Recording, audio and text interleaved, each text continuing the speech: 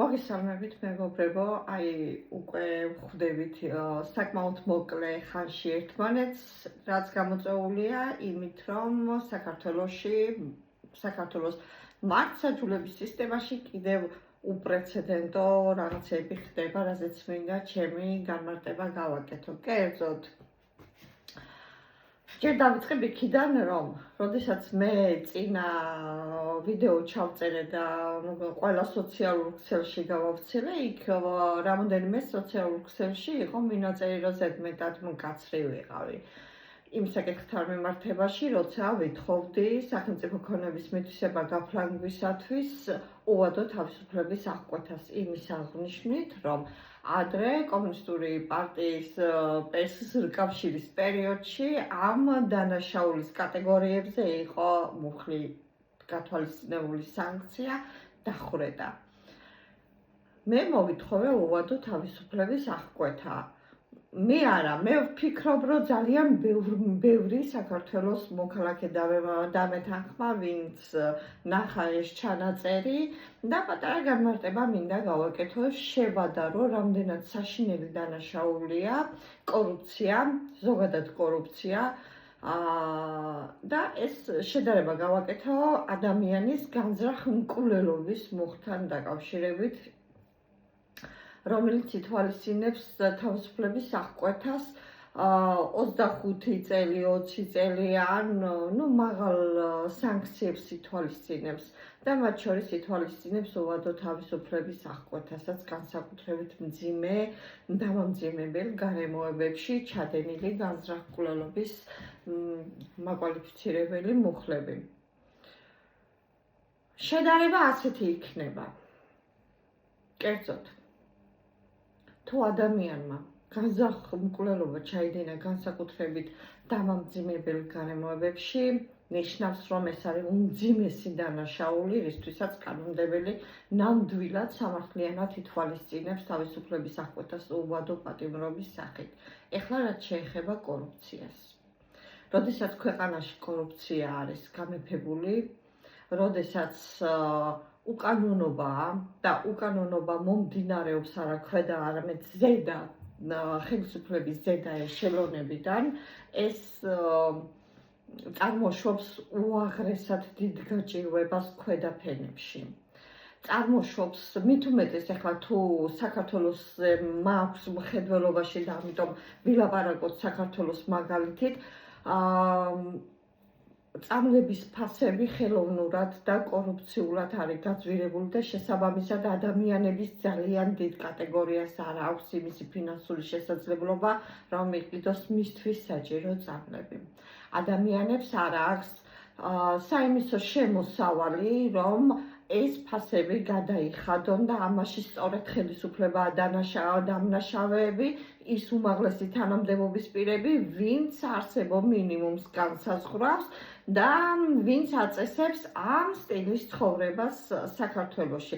პროდუქტებზე და მით უმეტეს პირველად მოხმარების საგნებზე, შაქარზე, ფქვილზე, პურზე, კვერცხზე, რძეზე და სხვა ასეთი ყველაზე საჭირო პროდუქტებზე მაღალი ფასების ქონა, რის გამოც სოციალურად დაუცველი ფენისთვის ეს სიკვდილის ტოლფასია.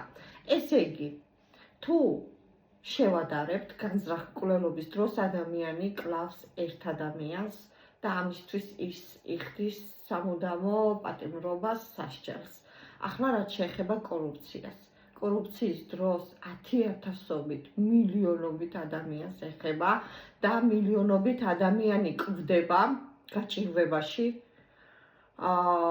სოციალური დახმარების მიუღებლობით, უფულობით, უპროდუქტობით და უამრავი იმ გარემოებების, რისი პირველი უზრუნველყოფი უნდა იყოს სახელმწიფო. ესე იგი, ვინც უნდა უზრუნველყოს ადამიანის ღირსეული ყოფნა, ელემენტარულად მაინც პირველადი პროდუქტების ყიდვის შესაძლებლობა და სამედიცინო მომსახურების მიღება, წამლების მიღება, ეს არის სახელმწიფო და როცა სახელმწიფო ამას უსპობს ადამიანს იმის გამო, რომ ქვეყანაში არის გამეფებული კორუფცია, ეს ყველაზე მძიმე დანაშაულია და სწორედ ეს არის მიზეზი იმის, რაც ასე ვთქვათ, ჩემი ინიციატივაა, რომ ყველა განსასჯელი, ვისაც დაუდასტურდება სახელმწიფო ქონების განსაკუთრებით დიდი ოდენობით მითვისება, გაფლანგვა და ასე შემდეგ. ერთ წუთით დრის, რომლებიც მდიდრდებიან ხალხისა და სახელმწიფოს ხარჯზე, უკუქცევითი ძალით, აუცილებლად ნორმის უკუქცევითი გამოყენების ძალით ისინი უნდა დაისაჯონ ყველაზე მკაცრი სასჯელით, ეს არის უვადო თავისუფლების აღკვეთის მოხდით. რა თქმა უნდა, ქონების კონფისკაციით და სანათესავების ისწრებს უნდა განისაზღვროს აუცილებლად, ვის სახელზეც ამ პიროვნებების ფარულად მიღებული ქონებები იყო გაფორმებული. ეს მარტო ცოლის და შვილით არ განისაზღვრება, ეს განისაზღვრება სიდედრების, სიმამრების, დედამთილების, მამამთილების, მე არ ვიცი, ცოლის ძმის, ცოლის დის, ქმრის ძმის, ქმრის დის და ასე შემდეგ. ესე იგი, ოჯახი, რომლებიც ვერ დაადასტურებენ ქონების წარმომავლობას, კი, ეს ქონება უნდა ჩაითვალოს კორუფციულად მიღებულ ქონებად. მაშინ, როცა ჩვენ ძალიან კარგად ვიცით 2005 წლიდან მოყოლებული საქართველოს მოქალაქეებს როგორ ართმევდნენ ქონებას ყოველგვარი დასაბუთების გარეშე ნოტარიუსებში იბარებდნენ და სახელმწიფოსთვის აფორმებინებდნენ უძრავ-მოძრავ ქონებებს და წილებს კიდევ რაც გააჩნდათ და დღეს ამ წილებზე ჯერ ერთიანი ნაციონალური მოძრაობის წევრების საკუთრებები ან მათ სარგებლობაში ისინი იღებდნენ სარგებლებს და შემდეგ ეხლა უკვე ოცნების პოლიტიკური პარტიის წევრების გამგებლობაში და ისინი იღებენ სარგებლებს.